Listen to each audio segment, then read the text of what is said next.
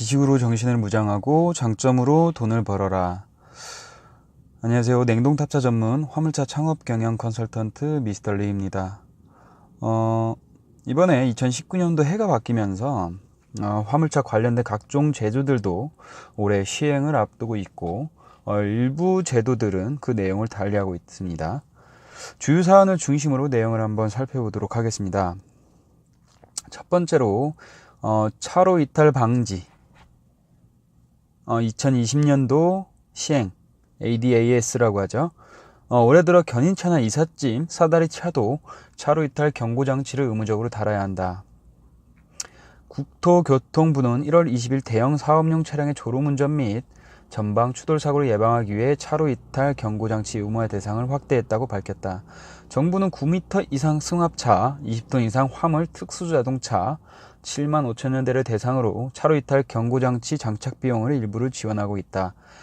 장착 비용 50여만 원 중에 최대 40만 원까지 지원이 되고, 그러나 대형 사업용 차량 중 상당수를 차지하는 사다리차, 레커차, 윙바디 등 4축 이상의 자동차는 의무화 대상에서 빠져서 보조금 지원이 없었습니다. 이와 관련해서 화물 운송 사업자 단체 등의 지원 요구가 빗발을 치자 국토부는 수차례 협의 끝에 관련 법령을 개정해 20톤 이상의 화물 특수자동차, 덤프트럭 화물자동차를 제외한 덤프형 화물자동차를 제외한 대부분 차량을 차로 이탈 경고장치 의무화 대상에 포함했다. 그 결과 보조금 지급 대상이 기존 차량 7만 5천 대에서 15만 5천 대로 늘어났다.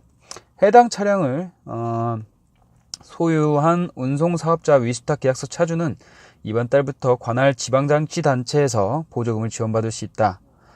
차로 이탈 경고장치 장착 비용 지원 사업은 올해까지만 진행이 되고, 오는 11월 30일 장치를 달고 확인 서류를 첨부해 해당 지자체 보조금을 신청해야 한다. 내년 1월부터는 차로 이탈 경고장치를 장착하지 않을 경우 과태료를 부과한다.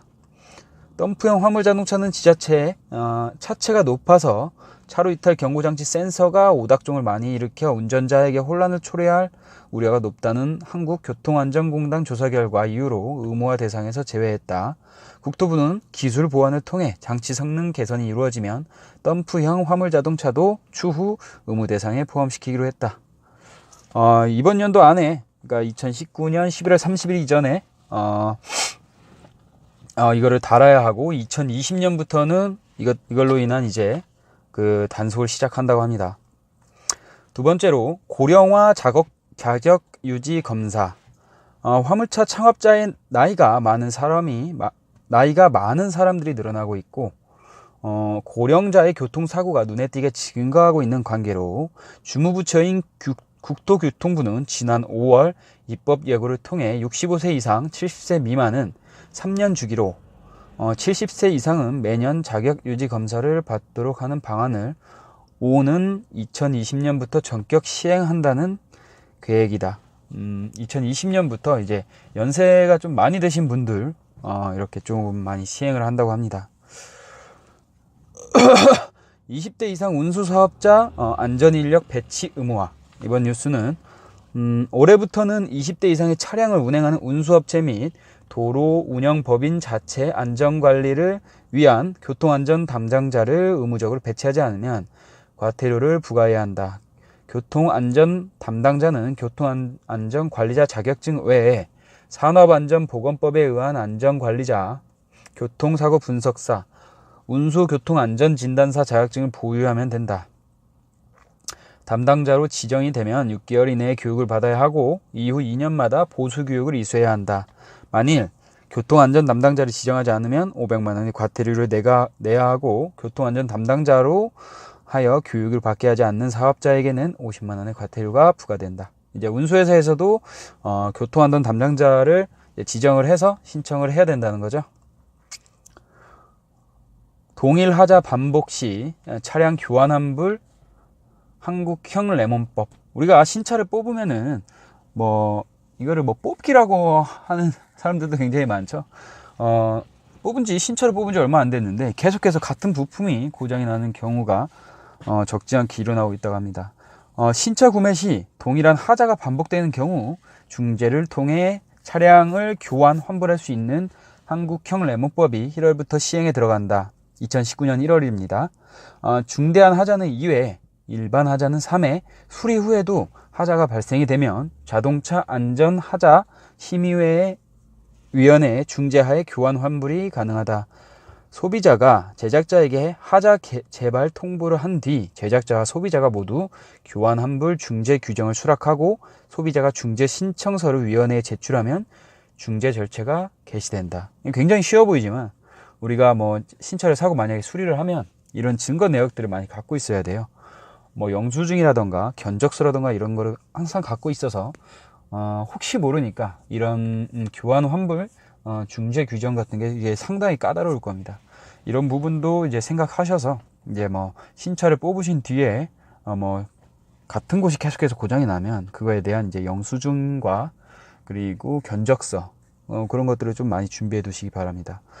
우선적으로 제품을 교환하고 이후에도 생산 중단, 생산 개선 등으로 동일한 품질 또는 기능이 보장되지 않는 경우에는 환불 절차를 밟아야 한다.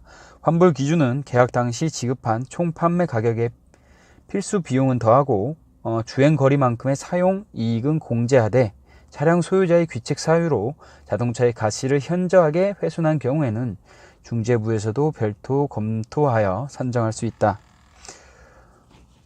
고속도로 통행료 심야 할인 연장 및 대상 확대. 지난해 말 종료 예정이었던 화물차 고속도로 통행료 심야 할인이 올해 12월 31일까지 연장된다. 2019년 12월 31일까지 연장이 되는 겁니다.